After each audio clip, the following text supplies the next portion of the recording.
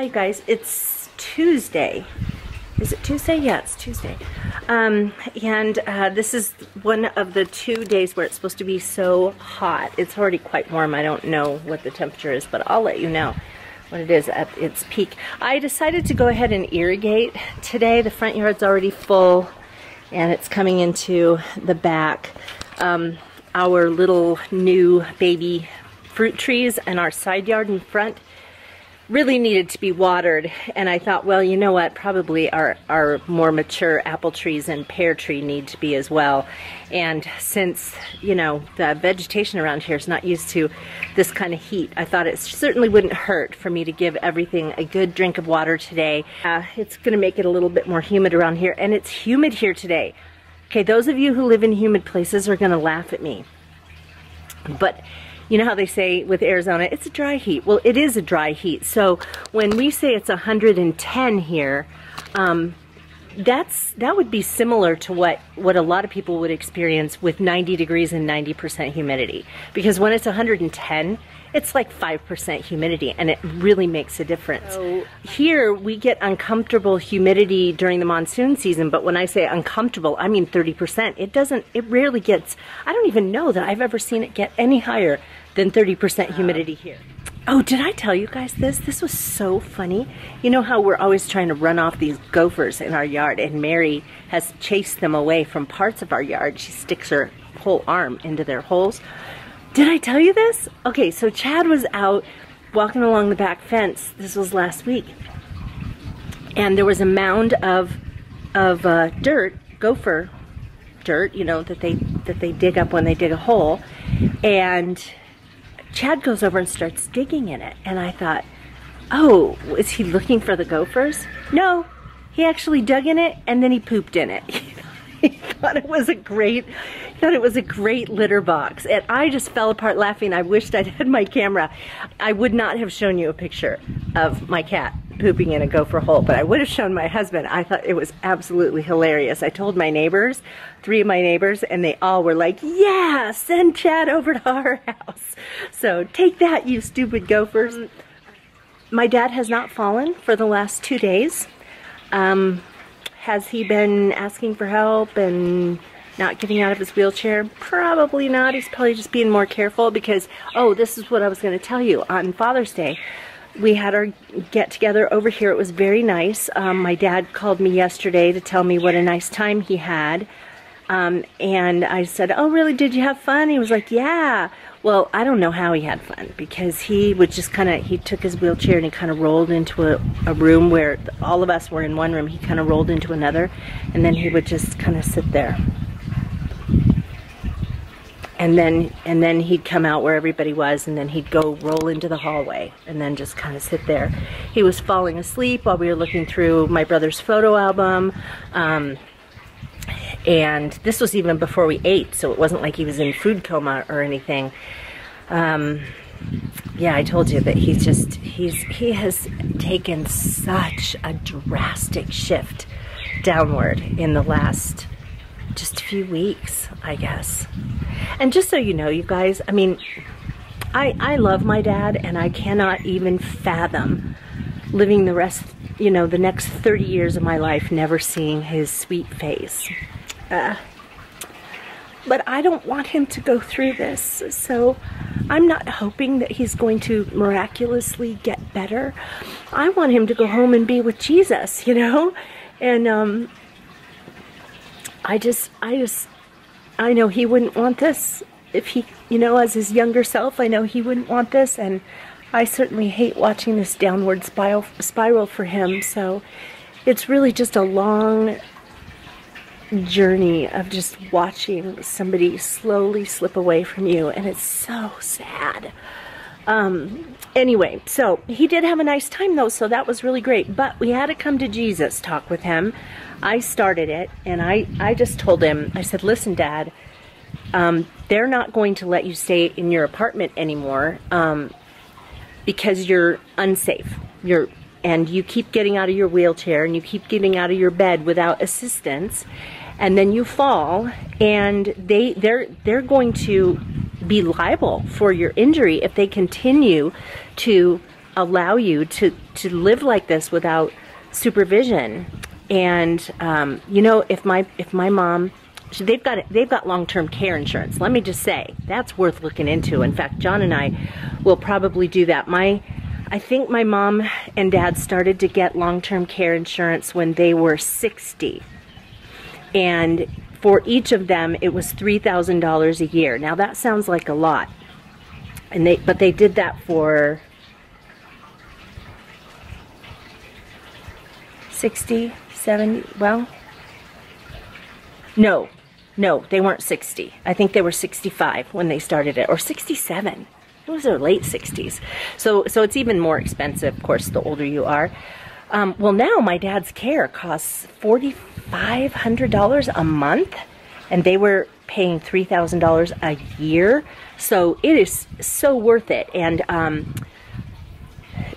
he would, this next level of care is going to actually start coming out of my mom's pocket, because there's a limit to what the insurance will pay for, and he's kind of reached that level per month. What she would have to do is pay what the insurance will pay, and then pay above and beyond that. So if they just paid for a caregiver to come and stay with him, just be around him while he's at his assisted living place, that would cost $14,000 a month. Can you believe it? $14,000 a month. Holy crap. Anyway, so we just said to him, you have to start letting people help you. You can't be mean to people when they try to help you. He's a really sweet guy, but not to his caregivers. And I just said, otherwise you're not going to get to stay there. You're not going to get to stay in that apartment. So when I talked to him yesterday, he'd really been thinking. Okay, guys, I have to tell you something really funny. My camera just died, and while I was filming, I was standing out in the shade, and I look at the message on my camera, and it says internal temperature too high. Just standing outside on the patio filming that, my camera overheated, so I went and I stuck it in the refrigerator for 60 seconds and to cool it down a little bit. But yeah, I'm not gonna go outside and film. Okay, you guys, look what just arrived. The doorbell rang, and these are the skylight covers. They look really see-through. You see how you can see the tile, the grout between? But we ended up getting the ones that cut 80% of the light, just because we thought it would be nice to have some light coming in instead of doing the 90%. And so, yeah, I'm excited about this. Hi guys, it is Wednesday. I am heading up to Flagstaff. It's about 9 o'clock. I have a hair appointment at 10:30. Hair done. After that, I'm going to go see my dad, and then after I see my dad, I'm going to stop at Sprouts. My dad has not fallen. We haven't gotten, I mean, as of today, my mom usually sends me a text and tells me if she got a phone call that saying that he'd fallen. He has not fallen. Let's see, today's Wednesday, so he didn't fall this morning. He usually does it first thing in the morning. So didn't fall today, didn't fall Tuesday, didn't fall Monday. Yeah, and so that's kind of significant, I think, because we told him that if he can't be safe in his apartment, he's going to have to move to another place. And I had another conversation with him about this yesterday.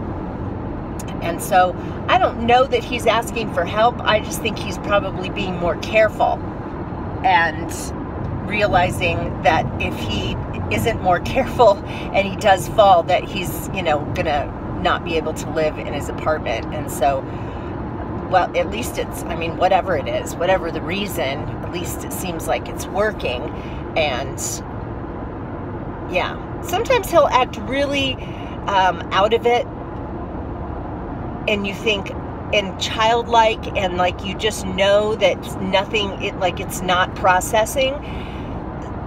And then there'll be something like this that he really cares about. He really cares about staying in that apartment, and boy, oh boy, he has processed this. He hasn't forgotten about it.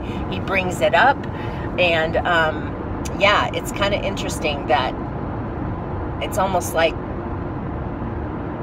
well, I don't know, you know, when little insignificant things happen and we tend to forget them or whatever, you know, it's like certain things, maybe his brain feels like, I don't really need to spend a lot of energy remembering that, and then, but he has the energy to remember the important stuff, which is impressive, I think. I just thought I would tell you, I just saw a sign, one of those electronic signs on the highway that said, no charcoal, fire restrictions.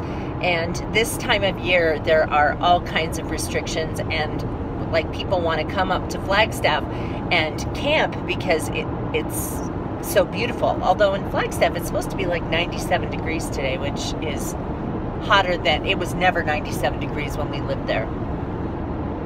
Yeah, so anyway, but then they can't make a campfire. And so because of the, I mean, not even in a campground, they don't allow campfires. So you have to actually have like a cook stove to use if you're going to camp in this area. And they will put those kind of fire restrictions on until the monsoon starts.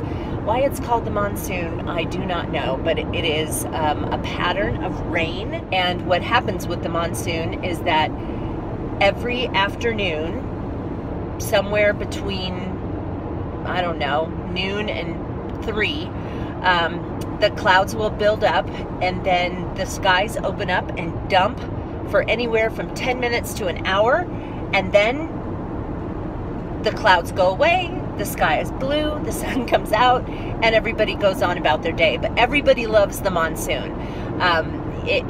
No matter where you live. When we lived in Phoenix, and there were a lot of dust storms that went along with it. Yeah, they're like dust tornadoes. They look like tornadoes. They're called dust devils. Look at this.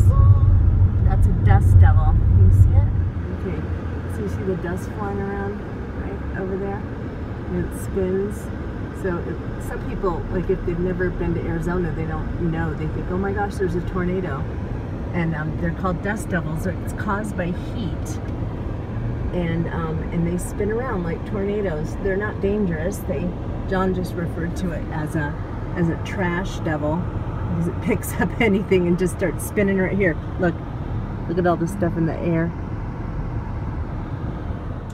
Hey guys, it's Saturday, 2:15 about. John and I are headed up to Flagstaff for a wedding. Look at how handsome he looks. He does. He looks really handsome. He's wearing these kind of, I don't know. Are they jeans? Micro cords? Yeah. Anyway, they look nice, and he's got cowboy boots on. And I'm wearing the same dress that I wore to my niece's wedding. Anyway, you want to say anything, John? Why do you watch this? Anyway, because we're all becoming friends. That's kind of, I don't know why you guys watch. But I think that's why. Anyway, so, okay, that's it. We are on our way up the hill. Okay, we're at the wedding. Super beautiful.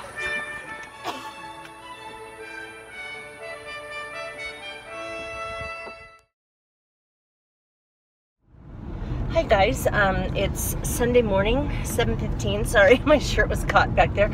I'm on my way over to church.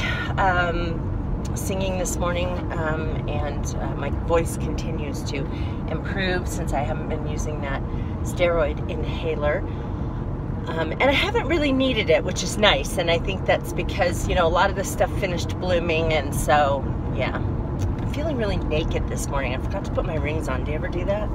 So anyway, the wedding last night was very sweet. The guy was, they're both in their, mid-20s, I guess, and the guy was on the worship team with us at our old church, and then he went off to boot camp, and then came back, and so we've known him for a while through worship ministry. And then the girl, I actually met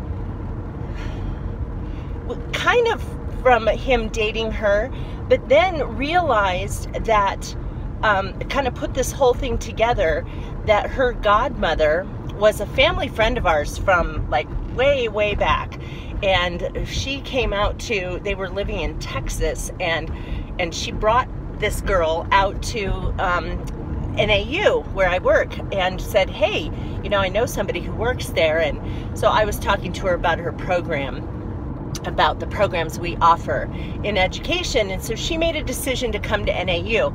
And I had kind of forgotten about it because it was several years before, and I talked to a lot of people. And then I put this all together, and I'm like, oh, that was her goddaughter that I talked to. So last night at the reception, her new husband comes up to me, and I just said, you know, we're just honored that you invited us to be here and stuff, because it was they didn't invite a ton of people, so it was kind of sweet that they invited us. And he said, well, you know, if it wasn't for you, we never would have met. And I looked at him, I was like, what? And he goes, well, if you hadn't convinced her to come to NAU, we would never have met. So this is all because of you. So I was like, wow, I guess I never thought of it that way. So it was very sweet. And I've told you guys about the monsoon, the rainy season that we get here. Well, it looks like the monsoon may hit today. It smells like, there's a really interesting smell in Arizona. It's from a plant called a creosote, and so you can smell it when there's rain, because when the water hits the surface of or hits the creosote bushes, it gives off a real interesting, nice scent. And so I'll just calm down just now. So normally a monsoon storm would come in a little earlier than this. It's, what time is it? I don't know. It's probably around 3. But if it actually is going to be a monsoon storm, then the skies should open up and it should absolutely dump rain for anywhere from 10 minutes to an hour. Yay! The monsoon is here. It's really the monsoon. I'm so excited about this. I moved my plants out to get fresh rainwater, and it's really coming down. Not sure how well you can see it, but it's coming down pretty good for Arizona anyway. Yay!